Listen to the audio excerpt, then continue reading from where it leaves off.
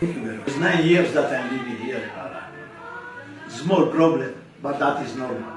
But we are happy to be here. The people respect us, both Christian, Muslim, tourists. They are very friendly. We never had any serious problem with anyone. No kidnap at all. Even they are very kind when we pass and so. After, there are some problems with the small children, but that is all the world. But in Harar, myself, I go out 5 o'clock in the morning on foot for 1 kilometer, 30 minutes, 45 minutes. I go in the night, no problem at all. Yeah. 9 years, no problem at all. I'm surprised to hear that there is problem in Harar because 9 years I never had a problem.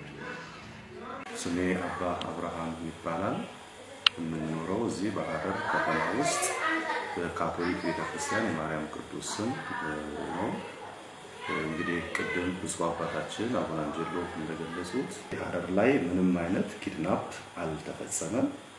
እዚህ ሐረር ደግሞ እኛ እንደምናውቀው የሰላም፣ የፍቅር፣ መቻቻል፣ አብሮ የመኖር ከካቶሊክ ቤተክርስቲያን፣ ከኦርቶዶክስ፣ ከሙስሊም ወንድሞቻችን ጋር እንዲሁም ደግሞ ከወንጌላውያን ህብረት አማኞች ጋር በሰላም በተለያዩ ፕሮግራሞች ብዙ ነገሮችን እንሰራለን።